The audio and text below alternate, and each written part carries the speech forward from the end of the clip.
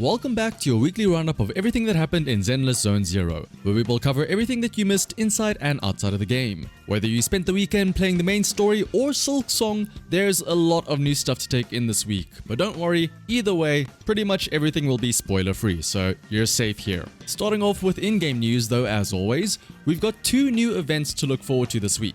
This is on top of the Seed Agent story as well as the Bamboo Tower Defense mode that we've already had with the launch of the new patch. The first is the Wish Bottle Adrift event, which is a simple one whereby simply logging in each day and spending your daily energy, you will earn wish bottles that you can then redeem for several polychrome rewards. This event will start on September 9th.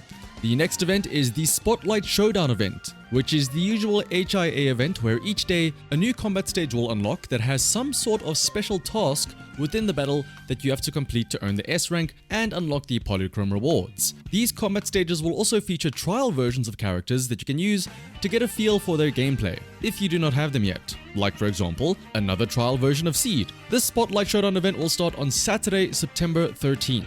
But just before that though, on the Friday is of course going to be our regularly scheduled Shiyu Defense Reset. The new buff this time around will increase all electric and physical damage by 30%, with the attribute anomalies for those two elements, so physical and electric, also being increased by 30%. This is of course so you can still get use out of the Alice and Yanagi that you probably pulled last patch. But more importantly though, with the introduction of Seed and the double attacker team possibilities, by having attack agents in your team, it will increase the attack of your entire squad. Having one attacker increases everyone's attack by 10%, but having two attackers in the team increases that to 25%. Of course, this part of the buff heavily favors Seed. After all, if you have Seed, you're probably using her with a two-attacker team anyway. But if you don't have Seed, maybe because you're still trying to scrounge up some more polychromes, well, you can probably guess what I'm about to suggest. Why not try using LD Shop, especially considering you can get top-up options cheaper through LD Shop than you would in-game, with discounts of up to nearly 22% for new users. For example, purchasing an internet membership through LD Shop costs only $3.87 compared to the $5 if you were to purchase it in-game. And topping up is really easy. All you need is your in-game user ID and your server. Once you fill those in, you can click on top up, choose your payment method, and within seconds your order is completed and you can see the rewards in-game. And yes, you can even get the double bonus for first-time top-ups. LD Shop is a trusted and authorized service that is 100% safe and legitimate. Also, if you use my link in the description when you register on LD Shop, you will also get a 5% off coupon to use. And if you spend over $80, you will also gain a VIP membership, which can earn you free internet memberships and regular coupons. Once again, you can check out the description and the pinned comment to start saving with LD Shop. Moving on to a very stacked social media section though today. First and most importantly, a very belated happy birthday to my wife, I mean Zhu Yuan, with an absolutely adorable birthday image shown here that just makes me sad that we don't have a casual outfit skin for Zhu Yuan.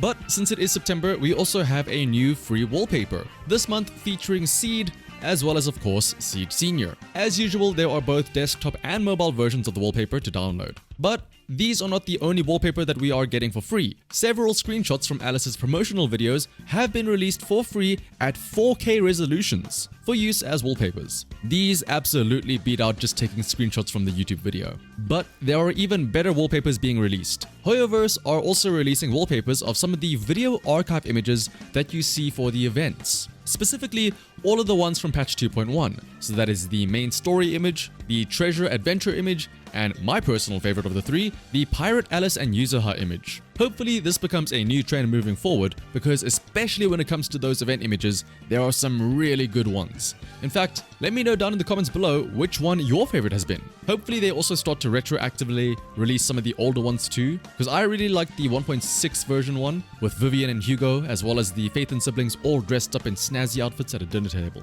But speaking of cool looking wallpapers though, take a look at this amazing artwork by Kui02 Skull. This was actually chosen as the masterpiece of the year for the annual Drip Fest, which has recently concluded. And so, winners for all three categories, that's music, video, and illustration, have all been chosen. So congrats to all of the winners out there. And if you would like to see some of the other top works in each category in all of their glory, you can head to the Dripfest website linked down below. I don't want to show too much here because I honestly think it's not doing them justice when you can view them in full resolution for the illustrations or see the full videos or listen to the full songs in all their glory. So I seriously think that you should head to the website itself and really look through some of the great work that has been posted there. There is a lot of amazing stuff in each and every category. But coming back to some other events that are still active that you can all take part in for some freebies, the first is one that is ending later today, so you had better hurry up if you want to stand a chance to win. But that is the Seed Character Demo retweet event, where by following the official Twitter account and reposting the linked tweet in the description, you can stand a chance to win a Obal Squad badge all for yourself. The other event is the Twitter Roaming Seed event, where once again, following and reposting the corresponding tweet in the description will give you a chance to win either a $50 Amazon gift card or a Bang Boo minifigure surprise box. And lastly, moving on to the speculation zone. Now, at the start I did mention that this video will be spoiler free, but what I'm about to say will technically be something that occurs in the new story patch, but it is very much just a one-off little scene that doesn't bear too much impact on the main parts of the story. So you have been warned if that matters to you. But of course, if you've played through the story yourself, or honestly, if you've looked at any social media for Zenless Zone Zero within the past week, you'll know that we have been teased with the appearance of Zhao in-game. Zhao, of course, being the little bunny from the Season 2 teaser that has the little meat cleaver who popped up behind Damien. But like an actual bunny, not like a bunny Theron like Alice. So basically, we can expect to see Zhao sometime soon. It's tough to say when exactly, since don't forget, we have also seen one of the idol girls in game in the last patch, and also it took about 3 patches for Orpheus to appear after first seeing her in game. But in one of the dev talks from not long ago, when asked about the agents currently being worked on, there were 2 described. One being a character with a weapon almost 3 times the size of the wielder. And honestly, Zhao seems to fit that bill quite a lot. While the other character is supposedly a martial arts expert, who is very likely then going to be Ye Xian, the other Yunqui Summit member.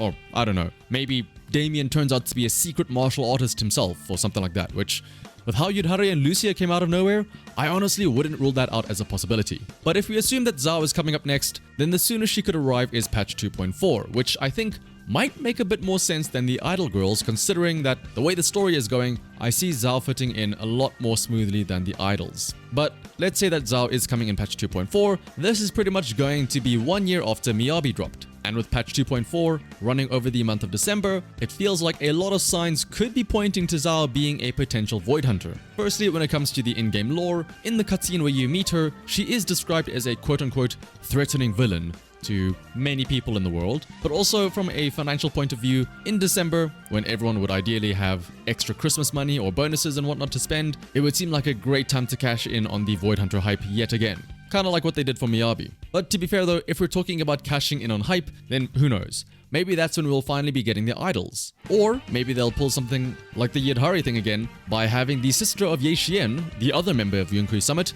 the girl whose reflection we saw at the end of the Season 2 trailer. Or if they want to target my wallet specifically, then they'll give us a playable Isolde. But for now though, we will just have to wait and see until the drip marketing for patch 2.4 is revealed, which is still going to be quite a long wait unfortunately. Otherwise, thank you all for watching until the end. If you enjoyed this video, liking, commenting and subscribing is greatly appreciated. Who do you think is going to be next? Zhao? The idol girls? The mysterious Yunqui Summit girl? Or somebody else completely? But until next time though, bye bye.